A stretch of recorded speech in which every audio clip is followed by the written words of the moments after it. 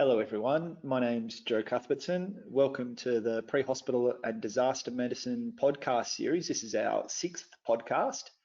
And for today, we're really lucky. We've got Brian Aherns with us, who's recently completed some research titled Fast Performance in a Stationary versus In-Motion Military Ambulance Utilizing Handheld Ultrasound, a Randomized Controlled Study.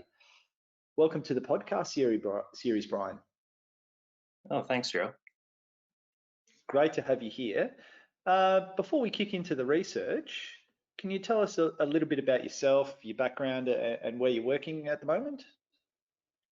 Yeah, I'm a physician assistant in the U.S. Army. I currently work at William Beaumont Army Medical Center in El Paso, Texas. And at the time of the research, I was at Madigan Army Medical Center in Washington State. I have a background in, started out as a military medic. Also have a few years working civilian EMS and did paramedic school. Briefly worked as a paramedic before getting into PA school. And then in the military, they have a great emergency medicine residency for physician assistants, so had the opportunity to do that, and then also completed an ultrasound fellowship. In my current position, like I said, work in the emergency department and also serve as the research director at our site for the emergency medicine PA program. Fantastic. That's a really varied career. Well done. Can you tell us a little bit about this study and why you thought it was important to look into this and do further research? Yeah, well, for a couple of reasons. As most people know, ultrasound is becoming more portable and affordable, and it's been used in resource-limited settings with success. Currently, all physicians and PAs in the U.S. Army, they're supposed to receive training on a yearly basis on the FAST exam.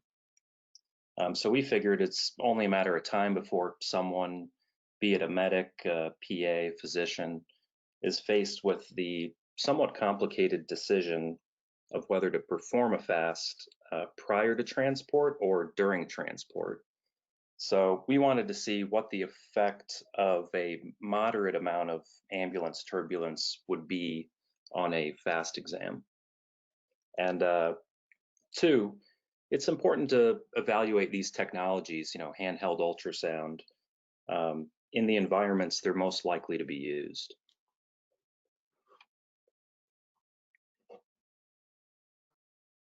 Okay, so great approach. Reading through your study, could see that all the participants are physicians or or PAs. Do you think the results that you found are generalizable to broader health professionals such as EMTs and paramedics? I'll be cautious and say no. Our results aren't generalizable to all pre-hospital personnel. Just given that EMTs and paramedics are such a large population with a wide range of skill and experience. However, we know that medical technicians can learn to obtain the images for the FAST exam after only a day of training based on prior studies. But I think this is an area that should be researched.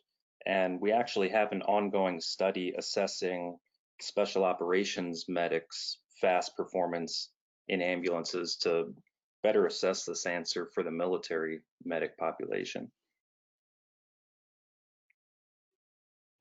It's a really interesting approach and trying to emulate that real life situation. I noticed that in the study that the maximum speed was 10 miles per hour, which seems it seems slow. Do you feel that you got an adequate evaluation of what the real life experience for performing ultrasound in the back of an ambulance would be like at that speed? Yeah, I agree. It's not very fast, but this was on a gravel surface on a figure 8 course that was approximately 300 meters. So with bumps, turns, acceleration, deceleration, this created a moderate amount of turbulence. We did test faster speeds, but found that even 15 miles per hour was too much risk for injury for the participants. So yes, I think of turbulence to test our outcomes. It's interesting. And within the raw data itself, also noticed that the speed that people were performing the ultrasound was slightly faster for the in-motion group, that is. So did this surprise you? Yeah, the in motion group was 20 seconds faster, but this wasn't statistically significant, although it does seem to kind of trend that way. But yeah, it did surprise me because I figured it would have trended in the opposite direction with the stationary being faster.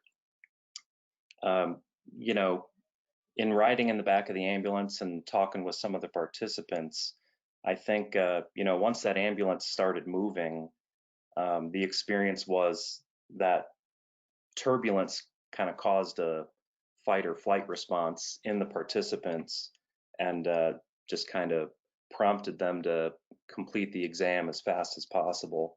Whereas in the stationary group, they didn't have as much pressure to complete the exam as quickly, just what I observed, nothing we really recorded. Yeah, it's interesting. So people adapted to the environment that they're in. So, like, once again, it's fantastic to see some research evolving in this space, and that the research is tailored to that real life environment. Based on the research itself and your own personal experience, where to next?